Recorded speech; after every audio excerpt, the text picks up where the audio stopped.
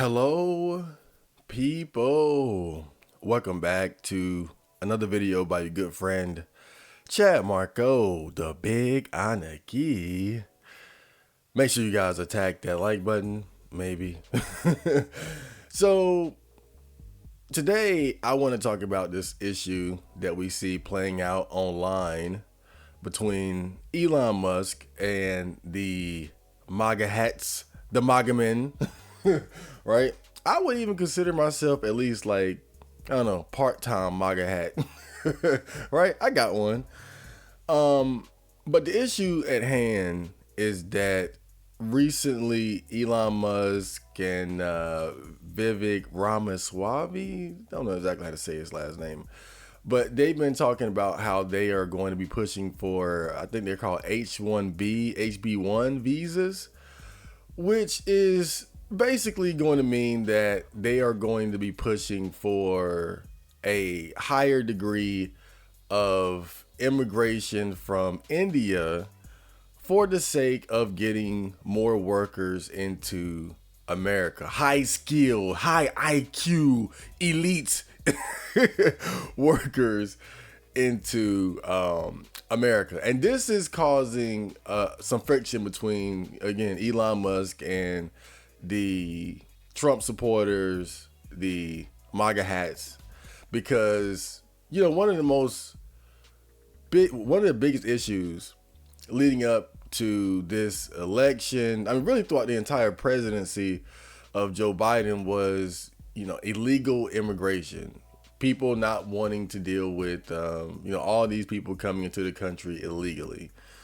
And so now, of course, that was one of the main things that Trump was running on.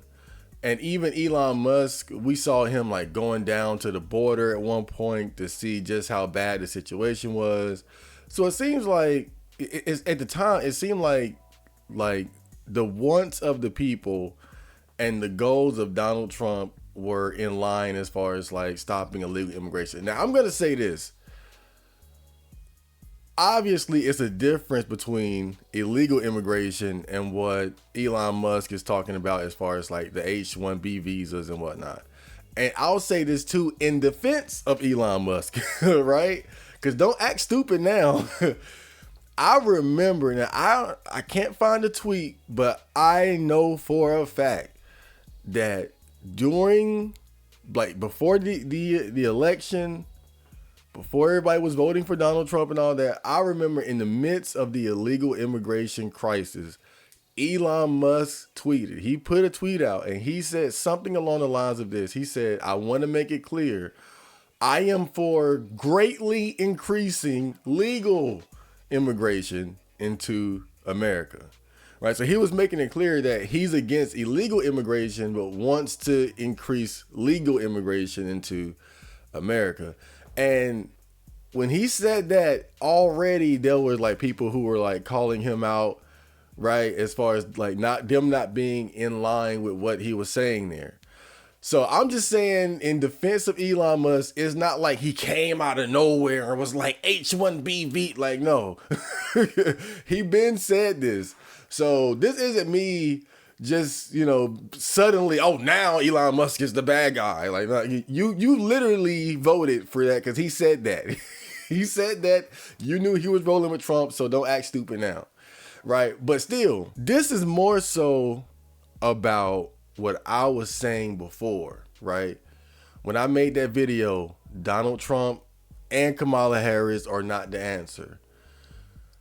When I made the other video, when Donald Trump won, and I told you guys that I couldn't vote for him because I just had a bad feeling about it. Because I think, again, we keep getting caught up thinking that we're going to make change by voting. I don't think voting is the answer anymore.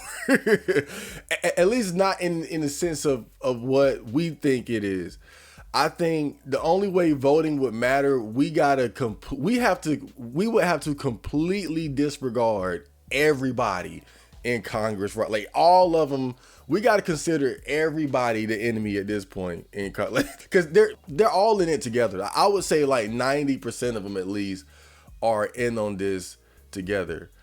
and are not on the side of the American people. You know, this is an issue of the wealthy elites versus the common man, and the separation of how and really how our desires are no longer in line. And we're seeing them just do whatever the fuck they want. And so when you say, well, Chad, why did you have that bad feeling? Why did you say Donald Trump is not the answer? What? This is a perfect example of what I'm talking about, you know, and it's kind of like what David Icke said one time. And he always says like he believes that the alternative media has basically been hijacked and infiltrated. And he says that people now are getting so caught up in picking a side that they are starting to ignore the red flags of the side that they've chosen, and that we got to be careful about that. So I can sit here and I can say, well, yeah, I like Donald Trump in general. I like Elon Musk in general, but I see the red flags. And that's why I couldn't vote for him. That's why I couldn't vote for them, because I see those. And the red flags are not small. The red flags are significant. And so, like, for instance, when I was talking about, you know, Donald Trump's stance on the war in Gaza, you know, the Israelis versus the Palestinians, you can't just ignore that. That's kind of a big deal, right? But it's people want to believe so badly that Donald Trump is something different. He's the hero. You kind of got to block that out, you know. And in a sense, it's like the MAGA hats, the Trump supporters are making the same mistake that it's funny now when I look at it, but really making the same mistake that the Biden supporters are, where it's like, okay, I see the red flags, but I don't like these guys so much that I'm putting all my faith into voting for this side. And you got to understand, again, both sides are basically the goddamn same, because the major agendas are going to get pushed regardless.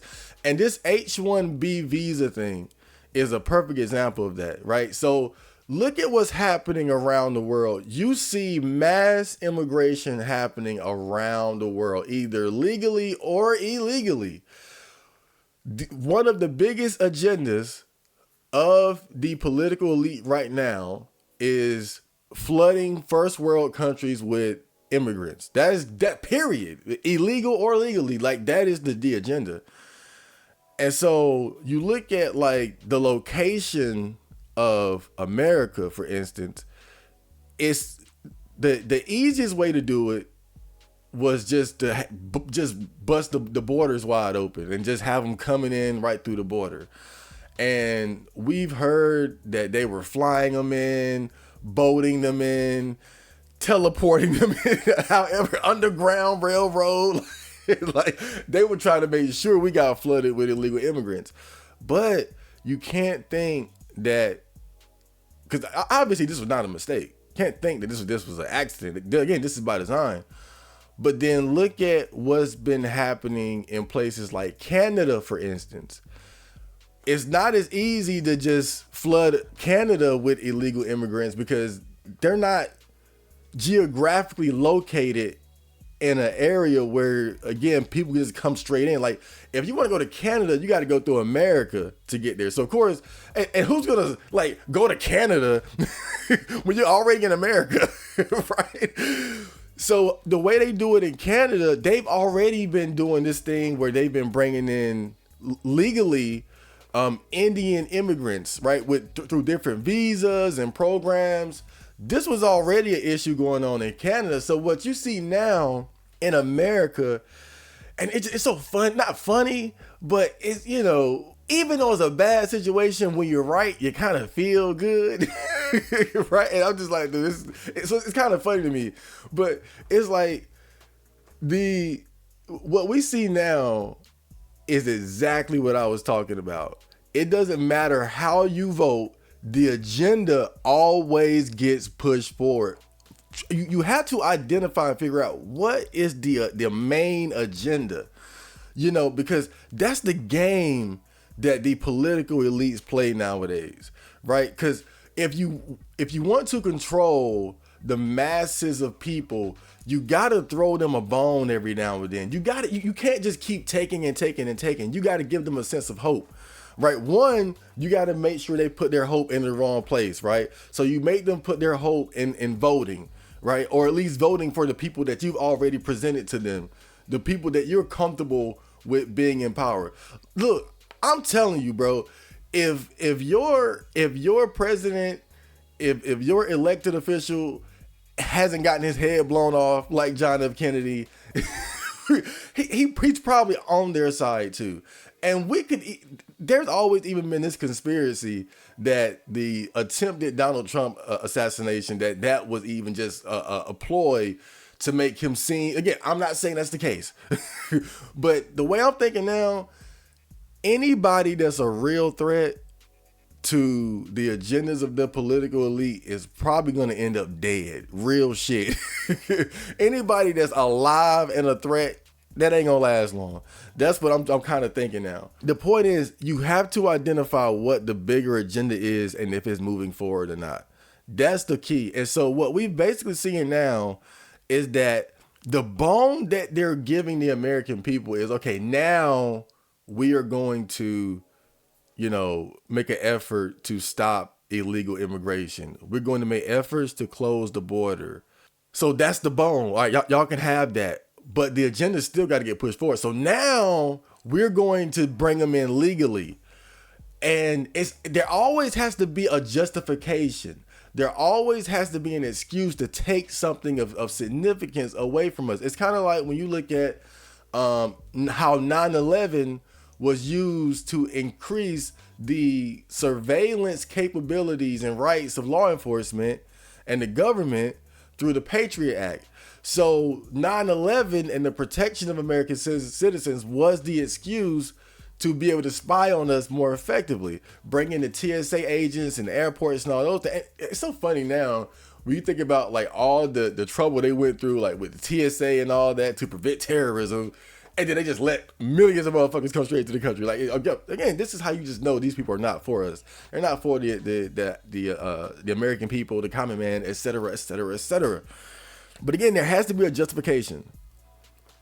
And so now what you see with the H-1B visas, what's the justification? Well, we need highly skilled workers. Americans are lazy, Americans are fat, and this and that. And, certainly to a certain extent, there is some truth to the fact that, quite frankly, the American people are sick in different ways.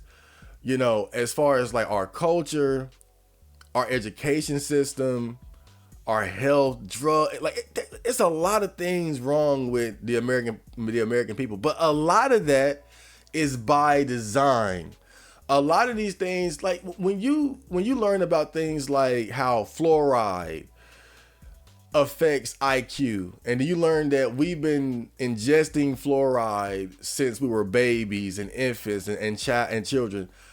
How much of the intelligence, like how much better would the intelligence of the American people be if we weren't like guzzling down fluoride our entire lives and things like that? In a generation before that, when they used lead pipes and then they found out that lead was having negative effects on people.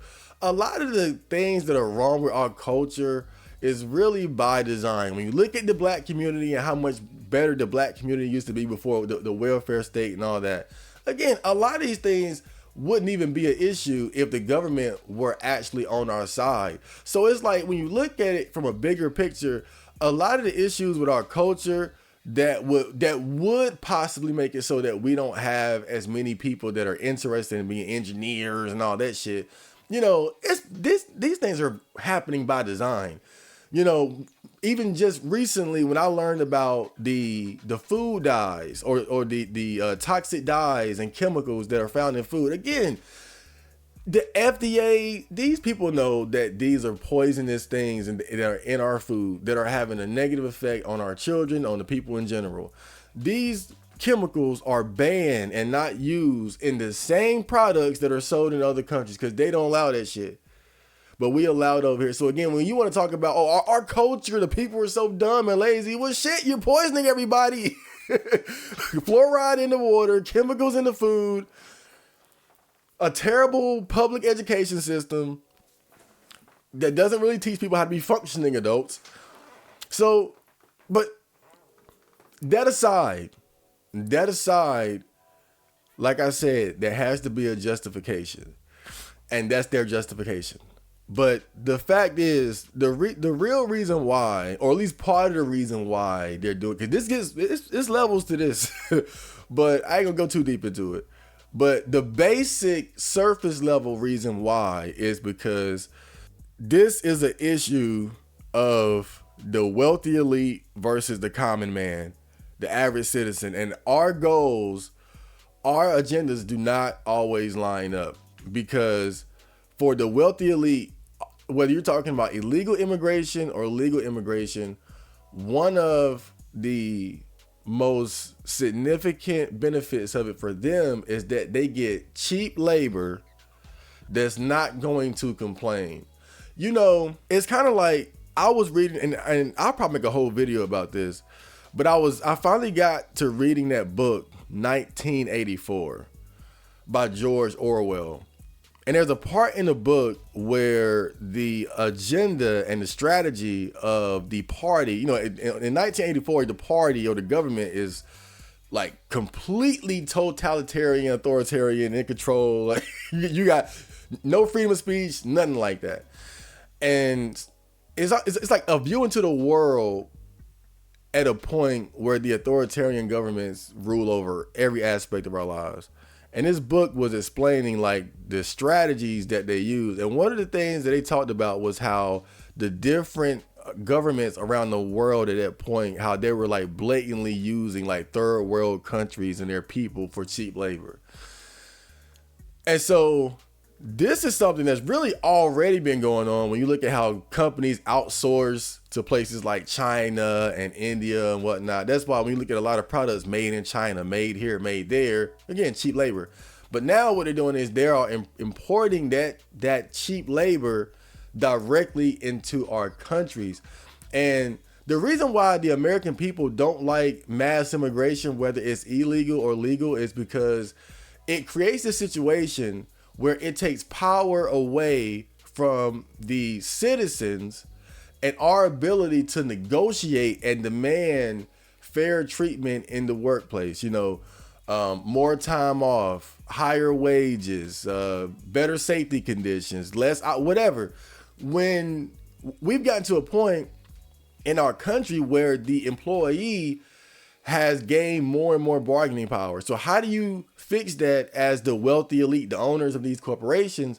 You flood the country with people from third world countries who don't have that same expectation.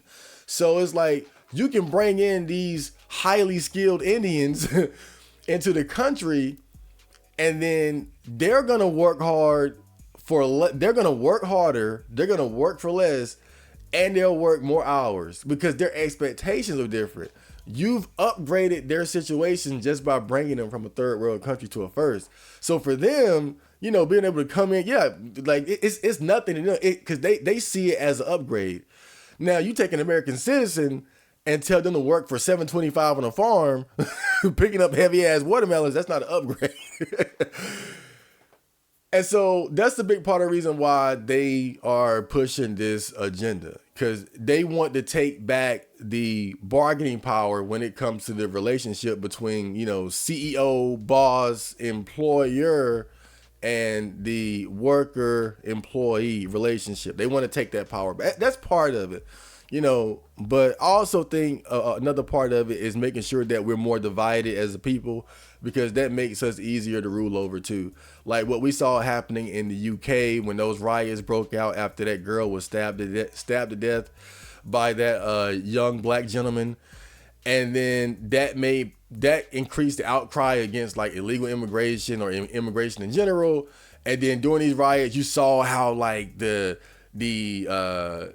Muslims had rose up to go against the white men, and then then even within like the white population, there was a separation of people who were like, no, you guys are racist, right? All like that situation right there is a perfect example of how fucked we are. because now we're so divided. You have all these lines drawn, and we don't see eye to eye with the people who are governing us. We don't even see eye to eye with the people who are supposed to be standing beside us. And I think that's another reason why you see them pushing for the illegal or legal mass immigration in general, because you get cheap labor and you also better and effectively divide the people so that it's less likely that they'll be able to come together and actually, make a concentrated effort to change things. Kind of like what we saw with Occupy Wall Street. We'll probably never see something like that ever again. But, I saw, going back to David Icke, he said something about Elon Musk, and I didn't get it at the time. But he said, Elon Musk is a super psychopath. I was like, what? And I didn't get it. I was like, what the fuck is he talking about? A super psychopath?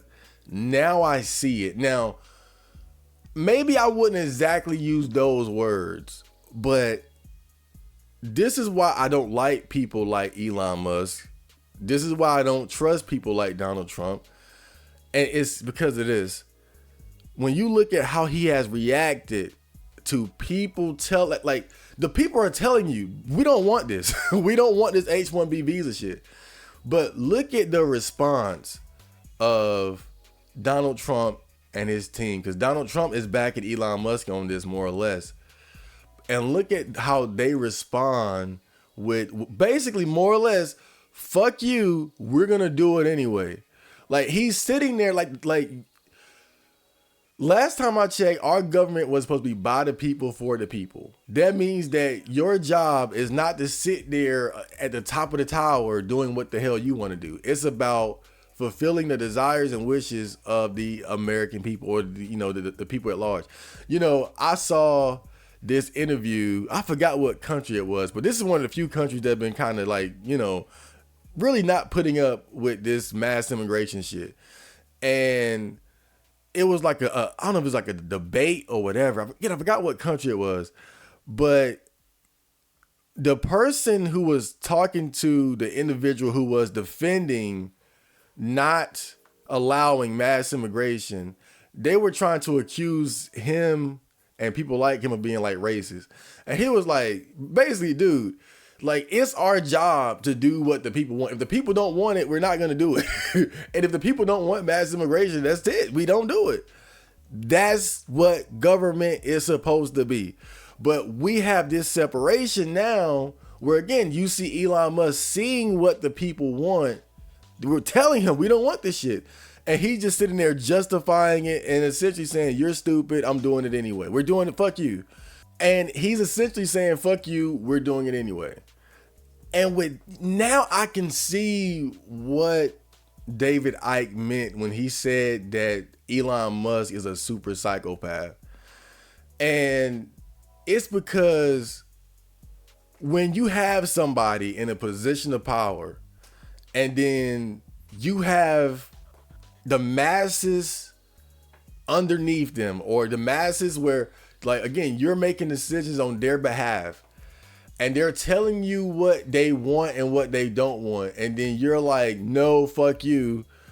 That's psychopath type behavior, because you're essentially saying, I don't care about your feelings, I don't care about your needs, I don't care what you want. I'm making the decisions, and I don't care about your opinion and how they affect you. It's about what I want, what I think. That's psychopath behavior. That, like, you at least knocking on the door of psychopath type behavior. This is somebody who can sit here and ignore the desires of masses of people that have chosen you, or at least somewhat, because people know that you're on Trump's team. You've been chosen to help them out. And then they're telling you what they want, and then you're like, well, fuck you. That's psychopath adjacent, at least.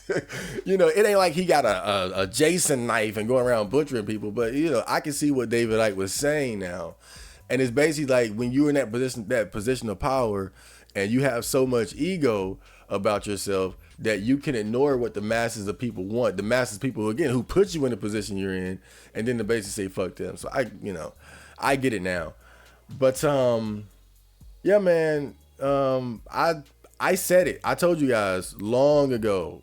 Kamala Harris, Donald Trump, they're not the answer because we have it's a much bigger issue that we have going on in not just this country but countries around the world. And I feel like this whole the political games that are being played out in front of us, I believe in general, it's mostly a distraction. It's a game that is like presented to us, and then we think, okay, this is the way to get the change that we want. We thought that was the case with Obama. Then they thought it was the case with Trump. Then they thought it was the case with Biden. Then they thought it was the case with Trump again.